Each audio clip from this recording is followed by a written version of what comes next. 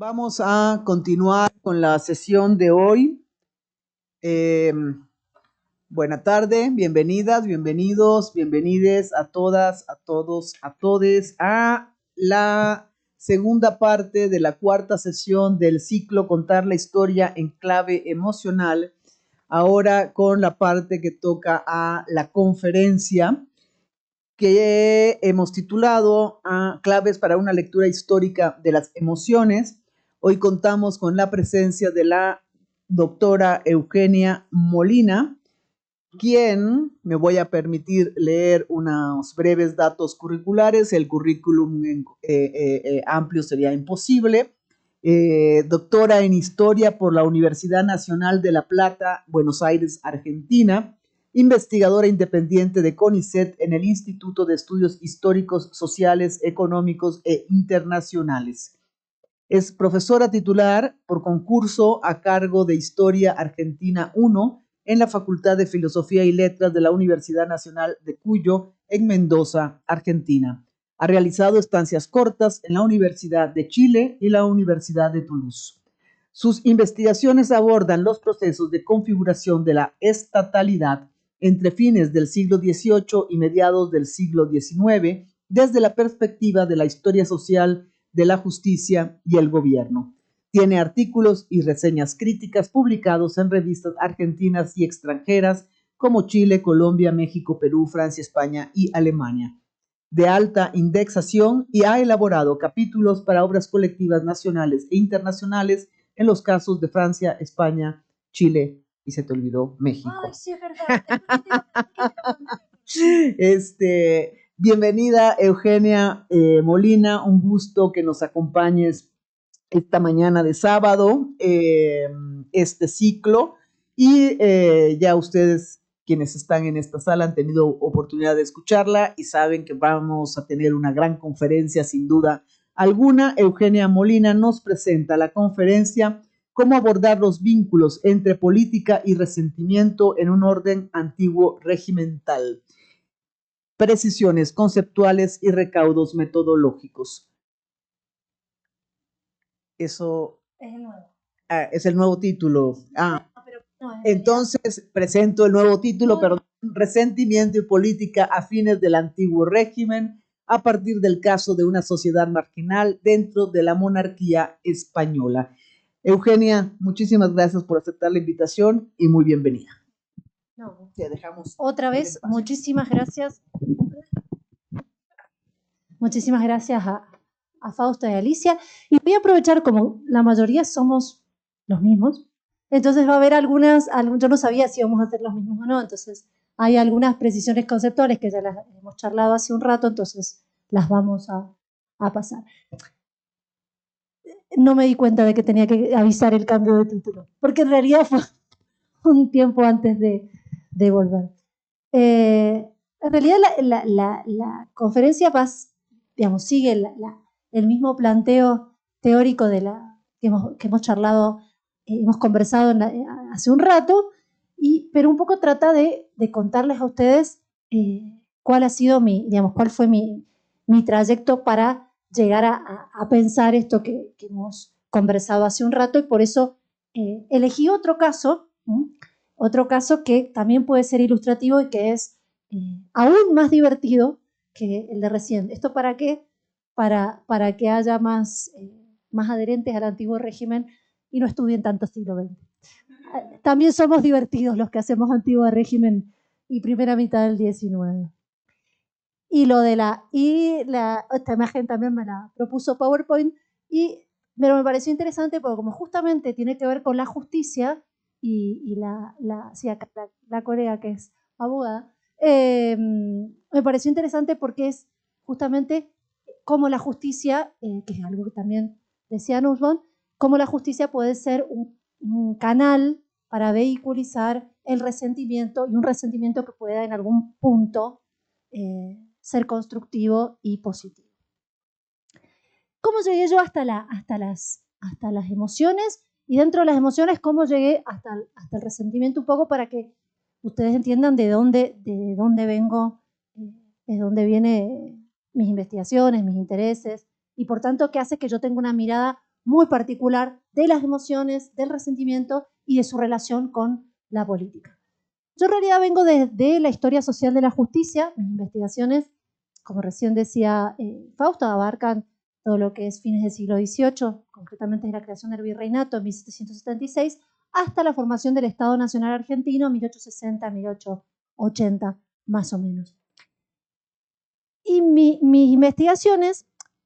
han intentado mostrar cómo funcionaba la justicia, sobre todo la justicia menor, no la justicia de los grandes tribunales, de las audiencias, sino la justicia cotidiana, esta que se ejercía en el marco del cabildo, y no solo del cabildo, sino aún más abajo, más a ras del suelo, como decía Marbloch, a través de agentes judiciales, como eran los alcaldes de barrio, que trataban de solucionar los conflictos entre los vecinos a partir de esto que decíamos hace un rato, de dar a cada cual lo que le corresponde según su calidad social, sancionada jurídicamente, y cómo hacían justamente para, restablecer la armonía comunitaria. Entonces,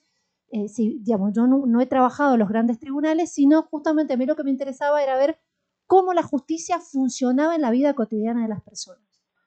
Y cómo podía llegar a enfrentar a un vecino destacado del cabildo, a lo mejor con un esclavo o con un mestizo o con una mujer, o sea, una mujer esclava, que ahí, ayer que hablábamos de interseccionalidad, una mujer esclava que era triplemente subalterna, por ser mujer, por ser negra y por ser esclava, y además por ser pobre, o sea, la máxima tensión de la interseccionalidad. Además de las justicias menores, también empecé a avanzar en algo que justamente esta historia crítica del derecho y Marta Lorente, que estuvo por aquí, como decíamos, por aquí digo, calculo que tiene que haber sido en este mismo salón. Ah, no, fue arriba, en el de Nicole, ¿cómo se llama Nicole? Ahí estuvo, vi el cartel de Marta Lorente. Bueno, su grupo, el grupo ICOES, que tiene su sede en la Universidad Autónoma de Madrid, son historiadores del derecho que han replanteado justamente los términos de cómo entender el orden político de antiguo régimen a partir de esta preeminencia de la justicia como función de gobierno. Y esta idea de que gobernar era ante todo juzgar, porque quienes ejercían poder básicamente lo que tenían que hacer era conservar ese orden comunitario, dándole a cada cual lo que le corresponde. Entonces, otra de mis líneas de trabajo ha tenido que ver con eso, con cómo se ejerce el gobierno, cómo se organiza el gobierno, cómo los actores sociales en su diversidad estamental experimentan o resisten ese gobierno. Y para eso, por ejemplo, he trabajado mucho con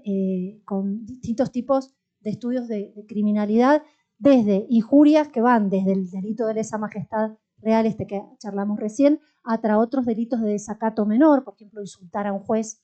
en la plaza pública, es decir, injurias políticas o injurias o desacatos a la autoridad, y también otro tipo de delitos que pusieran en entredicho esa justicia y ese buen gobierno al que estaban obligados las autoridades locales. Justamente los estudios de la criminalidad me fueron mostrando cómo todo es histórico y cómo van por ahí no modificándose las tipificaciones de los delitos, sino la importancia o la relevancia o la mayor persecución de un delito u otro delito. Es decir, hay momentos en que, de acuerdo, hay Marcos Bretas, que es un historiador brasilero que ha estudiado la policía, que es una de las líneas más recientes con las que estoy trabajando, sostiene que la policía y la persecución de ciertos delitos o infracciones en realidad se trata de gestionar los miedos de las élites. Por eso hay momentos en que se persigue más, por ejemplo, en la época que yo trabajo, a veces se persigue más la ebriedad, otras veces se persigue más el juego, entonces se la agarran, ahí va un bando de gobierno detrás de otro, la persecución de los juegos de azar, o de las riñas de gallos, o las carreras de caballo, o los juegos de dados. Y hay momentos donde aparecen otros comportamientos, como la vagancia, que en realidad en sí mismo implica toda una interpretación de las élites, porque en realidad se criminaliza comportamiento de los sectores populares, no porque fueran vagos, porque la mayoría eran campesinos que se contratan temporalmente en determinados trabajos y del momento en que el contrato se les termina hasta que consiguen otro contrato, se quedan sin trabajo, pero no por eso no por eso son vagos, sino porque hay una temporalidad entre un contrato y otro. Pero bueno, entran en esa categoría de vago que también se convierte en un miedo de la élite porque se trata de, digamos, de hombres, sobre todo varones, jóvenes y solteros, que andan circulando por allí, porque justamente esto de los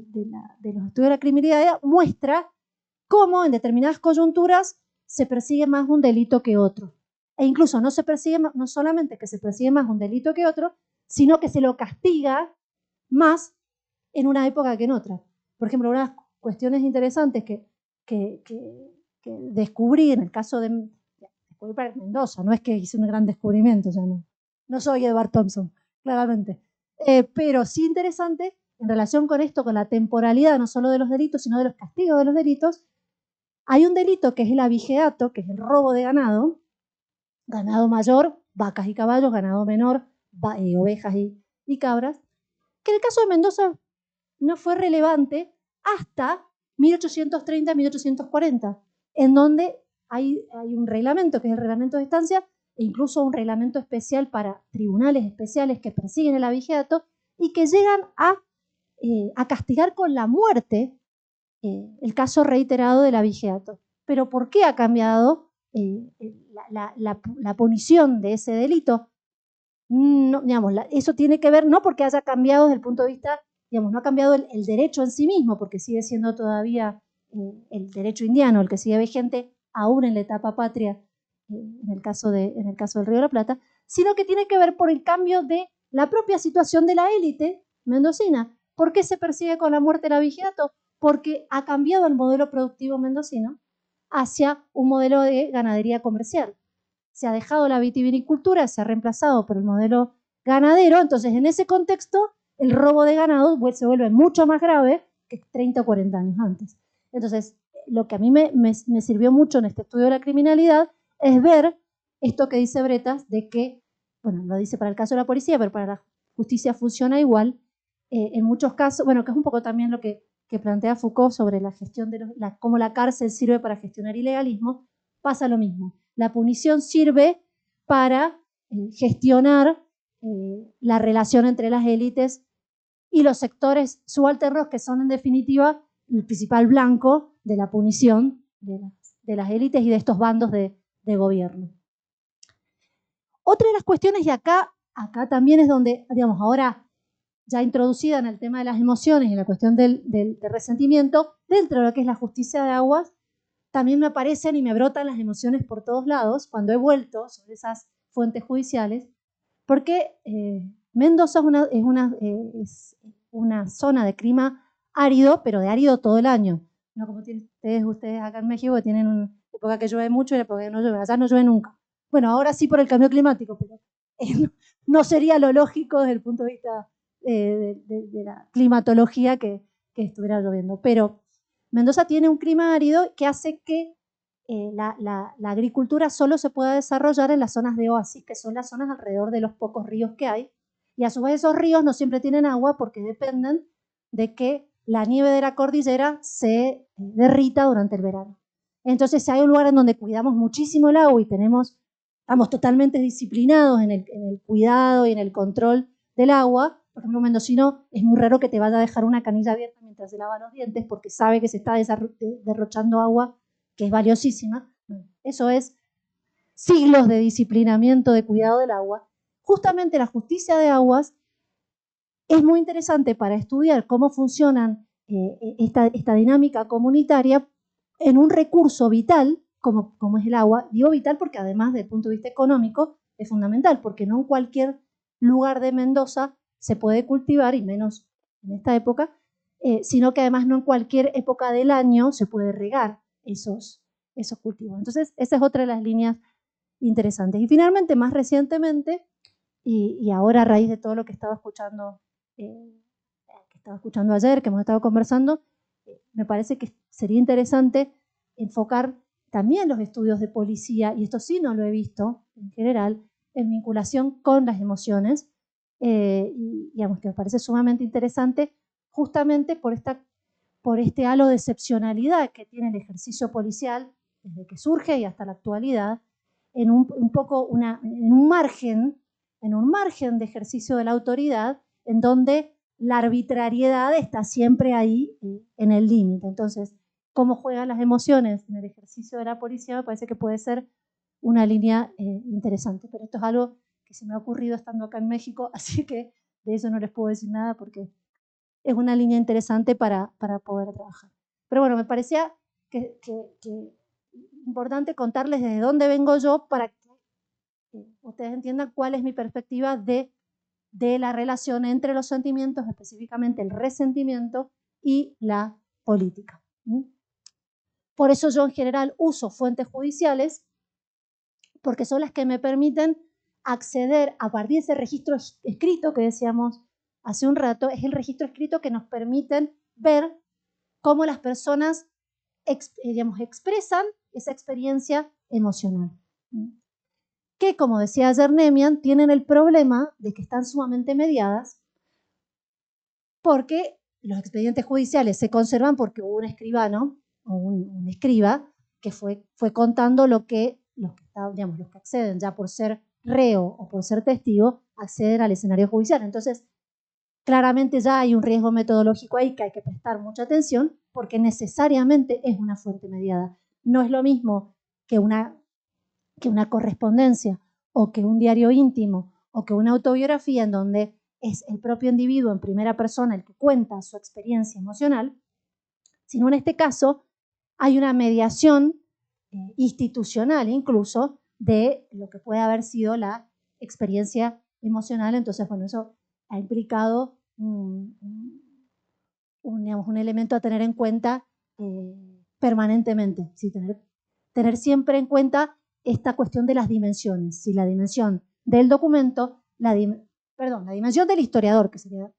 mi perspectiva, la dimensión del documento y la dimensión de la persona de la cual se está contando que tiene una experiencia emocional. Hay una triple dimensión que metodológicamente hay que tener en cuenta para no suponer, como decía Nemian, que cuando habla de miedo, cuando habla de ira, necesariamente esa persona, digamos, hay que interpretarlo al pie de la letra porque hay una serie de mediaciones intermedias y que incluso tienen que ver con contextualizar qué es miedo para esa persona, qué es ira para esa persona, e incluso intermediado por quien escribe ese texto, que en este caso puede ser el escribano que estaba a cargo del proceso judicial. Bueno, esto era para los que no hubieran estado antes, pero ustedes ya les conté lo de España. Y un poco contarles, digamos, cuál fue mi primera sistematización de esta cuestión de pensar el resentimiento en vinculación con el orden político antiguo regimental. Y la propuesta fue en el marco de este libro colectivo, que otra vez la publicidad presentamos el miércoles que viene, acá también en este mismo edificio, no sé si en el mismo lugar. En ese capítulo decidí tomar los 3 casos porque no me decidía por ninguno porque los 3 me parecían que mostraban distintas cuestiones de resentimiento de la política. Entonces no me decidía a dejar uno y priorizar otro, entonces por eso los incluí. Y esos 3 casos que yo analizo en el capítulo son, en primer lugar, el caso de un vecino que justamente por un bando de policía de buen gobierno anda galopando por la ciudad con el cabildo, con el caballo, algo que estaba absolutamente prohibido, pero que además es interesante porque es un tipo de comportamiento que la policía va a perseguir. O sea, yo llego hasta 1870 en los últimos trabajos que he hecho y siguen emitiéndose normativas que penan como infracción el andar a caballo en el recinto de la ciudad, y que tiene que ver con cuestiones sanitarias, pero también cuestiones de seguridad. Es decir, la persona que iba a caballo galopando podía llevarse por delante a cualquier otro, pero también en calles de tierra levantaba tierra, con lo cual afectaba la contaminación del aire. Entonces, digamos, tiene que ver con eso la persistencia del galope. Entonces, en el primer caso, yo analizaba cómo un alcalde de primer voto azotaba a un vecino por haber andado galopando, y ese vecino, digamos, en una situación bastante compleja, porque además públicamente ese vecino insulta al alcalde de primer voto en la plaza pública, así que escuchan mucho el insulto. Con lo cual, otra vez, esta cuestión que planteábamos recién de los discursos ocultos y los discursos públicos, y en un contexto en el que el honor, en este caso del alcalde, está puesto en entredicho, tiene la obligación incluso de reaccionar con ira para defender su honor como vecino, pero también como alcalde, es decir, como representante de la justicia del rey. Con lo cual después se inicia una muy interesante serie de expedientes paralelos, el alcalde contra el vecino y el vecino contra el alcalde, porque el alcalde quería limpiar su nombre de la humillación que había recibido, que lo hubieran insultado en la plaza pública, pero a su vez el vecino inicia una querella porque considera que este alcalde ha pasado por encima su calidad de vecino y lo ha azotado pensando que es un mestizo, cuando en realidad él es un vecino blanco, con lo cual no merece, digamos, de ninguna manera un azote, porque eso también afecta el honor, su honor como vecino blanco. Entonces, bueno, es interesante este caso, y por eso lo decidí al final incluir en el capítulo, porque, digamos, plantea cómo el resentimiento se canaliza desde dos perspectivas distintas por la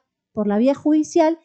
y un poco porque también muestra esto que decíamos al principio, que digamos que siempre está al principio del resentimiento, de la ofensa inicial. Y cómo un mismo hecho es interpretado como ofensa por los dos lados. Es decir, los dos son ofendidos y los dos son ofensores en un mismo acto que interpretan de forma distinta. ¿Sí? Ahí se ve cómo los juicios de valor son los que articulan la emergencia de la emoción y después, en el caso del resentimiento, ese rumiar a lo largo del tiempo. El segundo caso, bueno, es el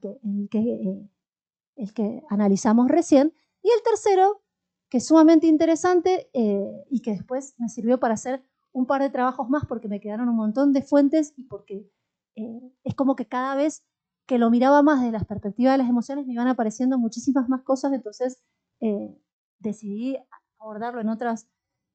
otros trabajos más, que es el caso de un minero catalán, es decir, un hombre que se dedicaba a azoguero, se decía, a fines del siglo XVIII, porque el azogue era el mineral con el cual hacían todo a través de un proceso químico que me lo han explicado un montón de veces, pero no logro entender bien cómo es. A través del azogue es como que se decantaba la plata, y era la plata que después se llevaba a los bancos de rescate, etc. Bueno, este minero o azoguero que venía de Cataluña llega a Mendoza y se instala en Mendoza y tiene una serie de... O sea, yo para este trabajo vi nada más que un par de expedientes, pero después pude encontrar un montón más de expedientes porque se dedicó a pleitear durante 30 años prácticamente hasta que finalmente se vuelve a España en 1804 y aparentemente se muere en alta mar. Se dedicó a pleitear en distintas situaciones, en distintos conflictos, y es muy interesante en el caso de él cómo el resentimiento no solamente apela al procedimiento judicial como una forma de, digamos, de idear esa venganza y de defender su estatus, como decía Martha Nussbaum, sino también cómo él logra, y esta es lo que más interesante me parece del trabajo, cómo él logra transitar el camino de la transición y cómo logra que su propio resentimiento personal redunde en un bien, no solo para otros súbditos, sino hasta para la monarquía misma. Por eso es tan interesante, bueno, es lo que les voy a contar muy rápidamente para no siquiera... Bien, entonces, ¿por qué el caso de la historia del catalán? Porque, como digo, la justicia como canalizador del resentimiento y sobre todo esto que también planteaba Luis hace un rato, de que la ira, bueno, y un poco más el resentimiento, pueden tener una utilidad, pueden servir para algo, y en este servir para algo pueden motivar la acción, que también lo conversábamos con acá no como con tu hermano, lo charlábamos recién y con tu mamá, cómo el resentimiento puede servir para motivar una acción que es positiva, no solo a nivel personal, sino otra vez, como planteaba Vanessa, a nivel colectivo. Y un poco esa dialéctica entre lo individual y lo colectivo es lo que muestra muy interesante este caso, que además se trata de un personaje bastante particular porque es una persona que además, o sea, más allá de que ya lo vamos a ver, de su ascendiente y de su linaje, evidentemente era una persona bastante particular que un poco vuelve a lo que Ayrín decía, digamos, de cómo que este caso no sea excepcional, y un poco esta de lo que contaba Carlo Ginzburg y Carlo Poni, que es de excepcional normal. Digamos. Hasta qué punto lo excepcional nos permite iluminar lo común o lo verosímil o lo posible dentro de un determinado orden político. Con esto no voy a volver sobre lo mismo, porque como yo creería que casi todos estuvieron recién, así que no vamos a volver sobre los mismos elementos, digamos, que constituyen los componentes del resentimiento, tampoco la cuestión del orden jurisdiccional, porque también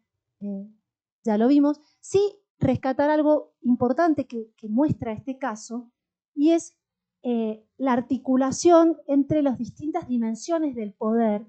dentro de la monarquía española, una monarquía que,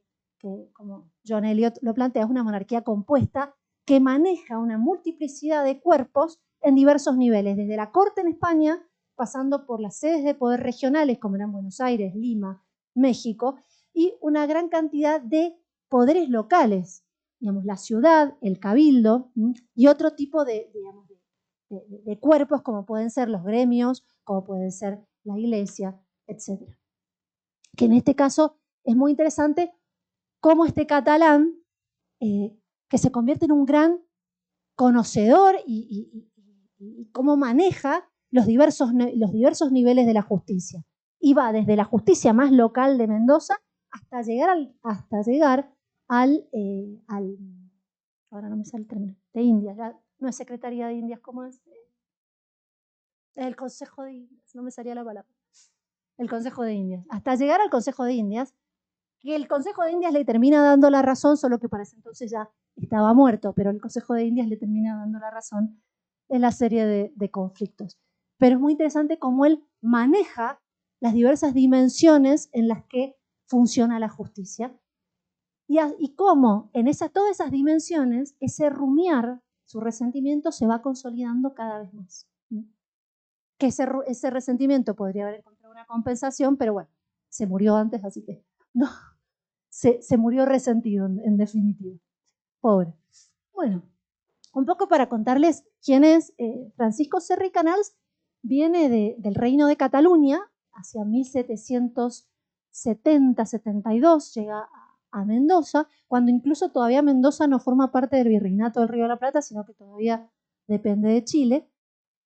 Y es, digamos, él se califica a sí mismo de hijosdalgo. Hay que ver si realmente tenía ese título nobiliario, menor, pero título nobiliario al fin. Pero lo que sí es interesante es que ya el padre y el tío habían estado vinculados con la producción minera, la producción industrial. Incluso uno de sus tíos había trabajado con Florida Blanca. Es decir, venían de esta élite ilustrada borbónica que pensaba en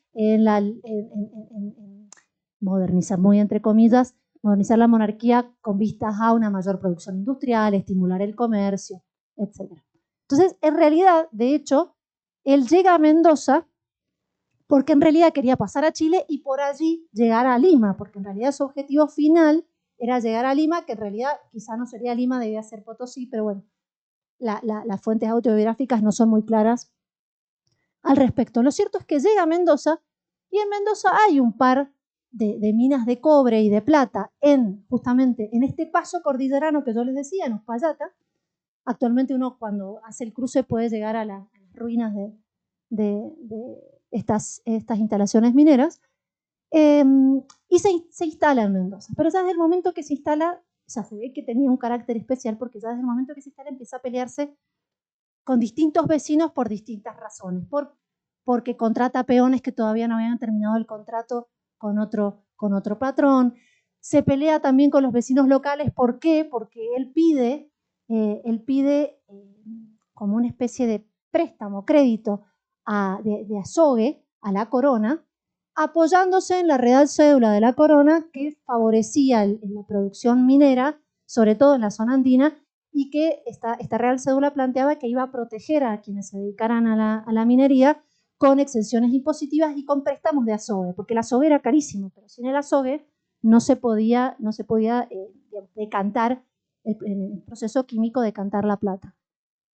Y es muy interesante porque de hecho hay un expediente que son 170, 180 folios, en los cuales él va tratándose de defender de esta deuda de Azogue, pero no solamente se va defendiendo, sino cada vez acumula más deudas, se convierte en un deudor serial de la corona, digamos, en la obtención de Azogue, y eso genera ya una serie de conflictos con algunos de los vecinos, porque uno de los vecinos con los cuales se pelea era justamente quien tenía a cargo la distribución de Azogue en Mendoza. Y ese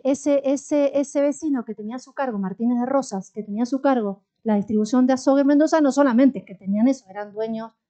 de gran parte de los territorios del sur de Mendoza, manejaban el circuito comercial, había tenido él y todos sus familiares cargos en el cabildo, y si no era él, eran los familiares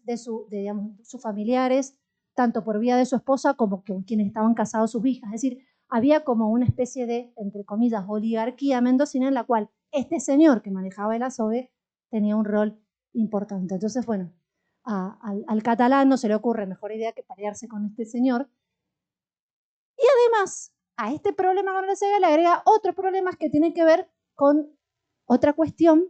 que es muy interesante porque en una zona árida como Mendoza, en donde justamente el tema del agua era un problema y digamos, la gestión del agua tiene que ver con el manejo de recursos de poder, a este hombre se le ocurre, bueno, una obra hidráulica en el este de Mendoza para canalizar un río para que el ganado que se traía de Buenos Aires y se trasladaba por la cordillera hasta Santiago de Chile, sobre todo en la época de verano, no se muriera de sed. Entonces se le ocurre una especie de canalización del río, una obra hidráulica que digamos, es una genialidad para la época, bastante compleja, porque además implicaba no solo canalizar el río, sino además desviarlo, o sea, y que termina siendo una obra imposible de realizar, porque cuando avanza en la obra viene la crecida de verano y le tira abajo los parapetos con los cuales iba sosteniendo la desviación del río, o sea, se convierte desde el punto de vista, digamos, de la ingeniería en algo casi imposible de realizar, pero que además le genera, desde otro punto de vista, problemas con el vecino, con Martínez de Rosas y todo su clan, digamos, porque se está metiendo en algo clave que es justamente el tráfico comercial, en donde estas familias manejaban todo y no estaban acostumbrados que alguien de afuera viniera a decirles básicamente por dónde tenían que pasar sus tropas de carretas, que es lo que este hombre hace. Pero bueno, no vamos a darle todos los detalles, lo cierto es que se producen querellas contra querellas que van hasta el virrey, que vuelven, que van hasta el gobernador intendente de Córdoba, vuelven, finalmente terminan llegando hasta el Consejo de Indias. Y lo interesante es en que en toda esa serie de expedientes, Francisco Serra va desarrollando una serie de argumentos,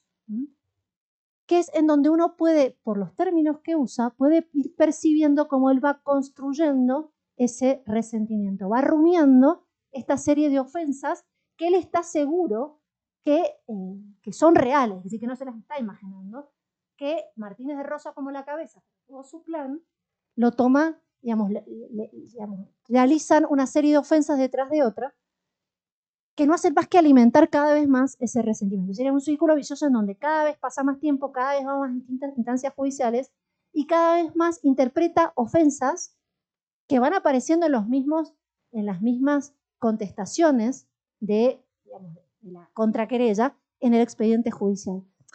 Lo cual muestra, es muy interesante, que si bien la justicia puede servir para canalizar el resentimiento y llegar en algún momento a resolverlo, en otros casos, como en este, termina alimentando cada vez más el resentimiento, porque acumula cada vez más ofensas a lo largo de los expedientes. ¿Cuáles son los argumentos que Francisco Serra va exponiendo ante las distintas instancias judiciales, que como les decía, son locales, son regionales, son virreinales y llegan hasta la Corte en España, hasta el Consejo de Indias? En primer lugar, la idea de que él apela al servicio de la corona, que en realidad él no busca un interés particular, personal, sino que él busca el bien de la corona, un poco en la línea de esto, de que la corona busca estimular la producción minera como parte de ese desarrollo industrial que mejorará la situación de los ingresos de la corona española, que es lo que más le interesa en ese momento a España, que está en guerra con bueno, de acuerdo al momento, está en guerra con otras potencias europeas. Entonces, su argumento permanente es que él no busca un interés personal, sino que él lo hace digamos, su interés personal está subordinado a un interés colectivo, que es el bien de la monarquía, que es que la monarquía logre en el largo plazo más ingresos. El segundo punto de su argumento, y que acá es donde él se ve bien, cómo él maneja las estrategias jurídicas que hay que desplegar en el ámbito de la justicia,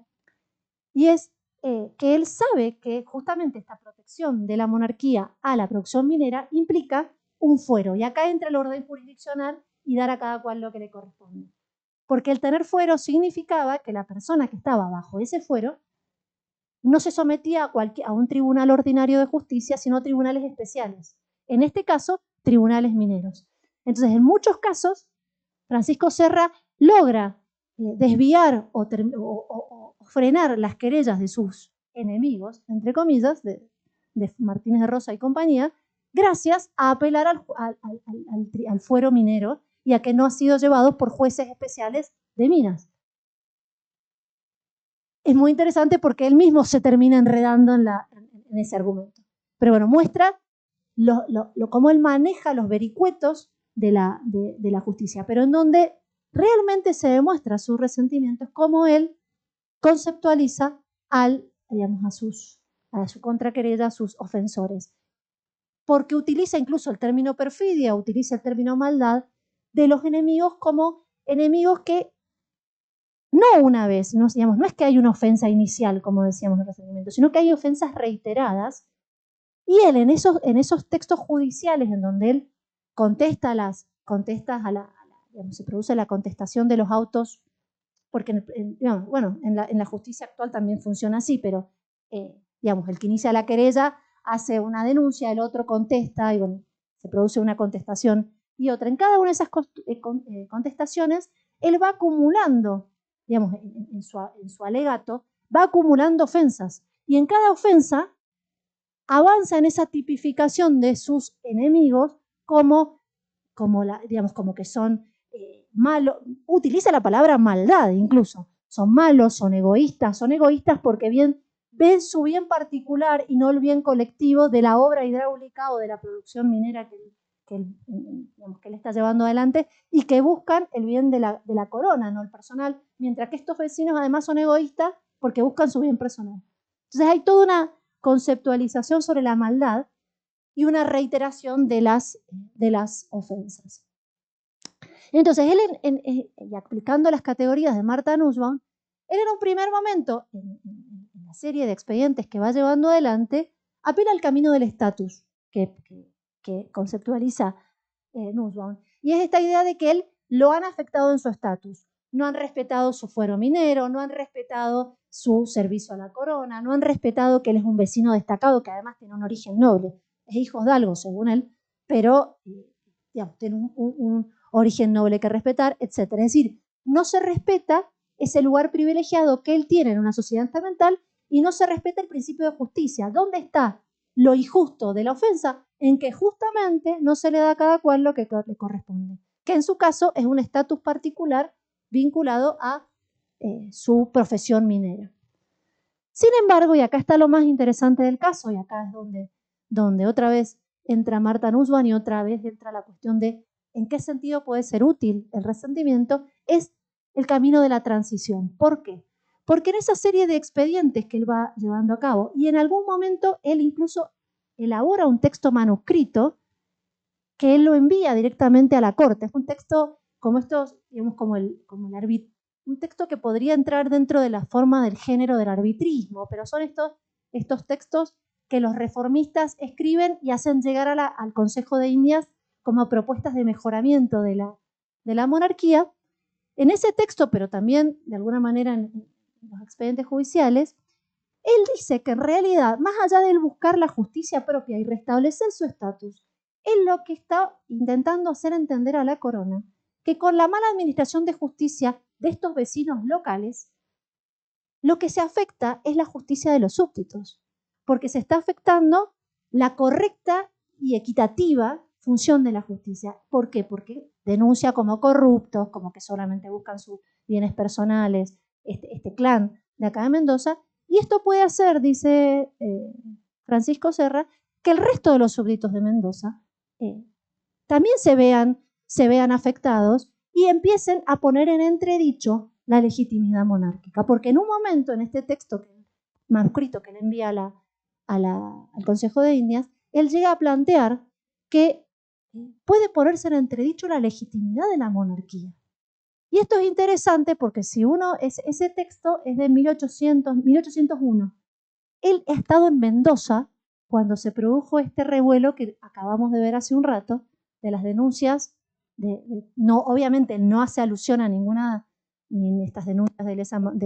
delitos de lesa majestad real, ni de los rumores de Tupac Amaru, ni de que se quemó, no hace ninguna alusión, pero es sintomático porque él está en Mendoza en ese momento. Y digamos, y uno puede suponer, por más que él esté en la montaña, metido en la mina,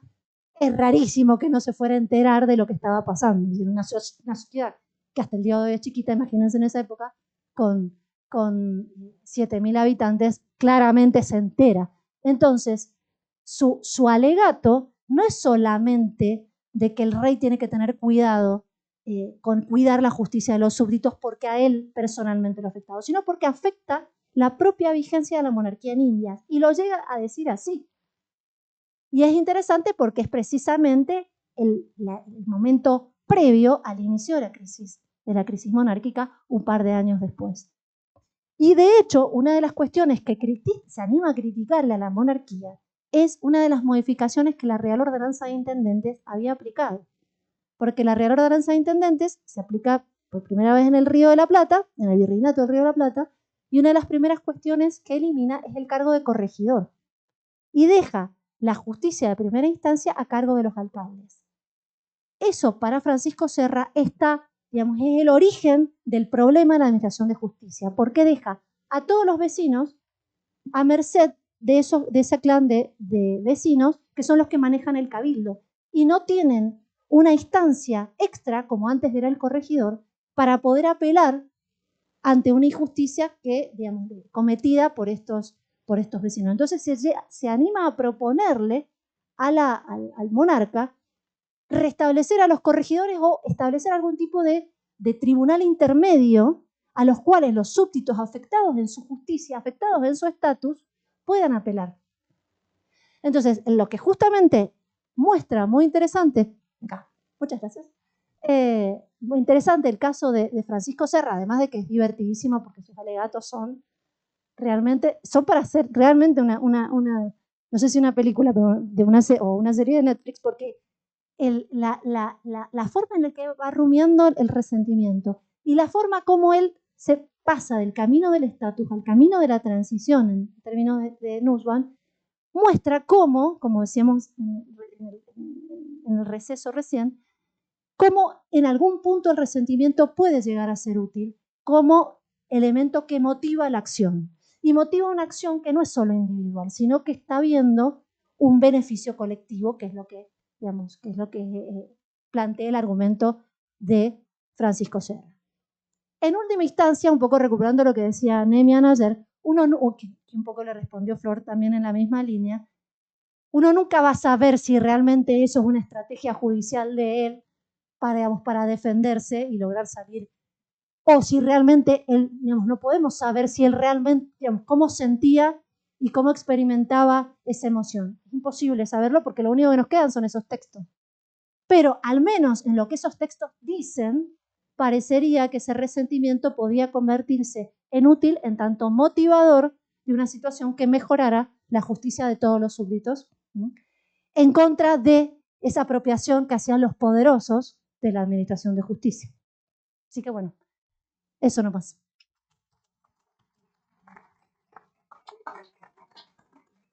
Muchas gracias.